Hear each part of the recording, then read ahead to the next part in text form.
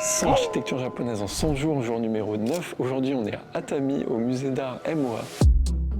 Dès l'entrée, tout est pensé comme une forme de passage symbolique. On quitte la ville par un tunnel sombre, silencieux, et petit à petit, on vient s'élever pour traverser toute cette montagne. On arrive enfin à la lumière, au musée et à la vue sur la mer. C'est vraiment une sensation de passer dans un autre monde. C'est traité comme une forme d'architecture religieuse. On va trouver une cathédrale en haut, non, on trouve un musée d'art.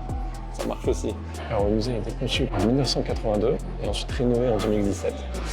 Et en fait, il est à la fois monumental mais aussi méditatif. On voit par exemple, quand on arrive, ces murs très impressionnants recouverts de grandes dalles en pierre. C'est du grès qu'ils ont fait venir spécialement d'Inde. Ils ont voulu rendre ça presque comme un temple bouddhiste et ça donne cette espèce de patine naturelle au bâtiment, son côté et son caractère un peu religieux. Et à l'intérieur du bâtiment, par contre, c'est très sobre.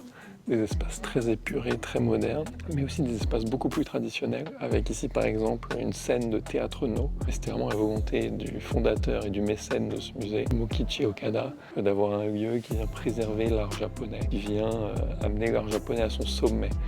Et voilà, on se retrouve demain pour un prochain bâtiment au Japon. Si ça vous a plu, abonnez-vous. Ciao!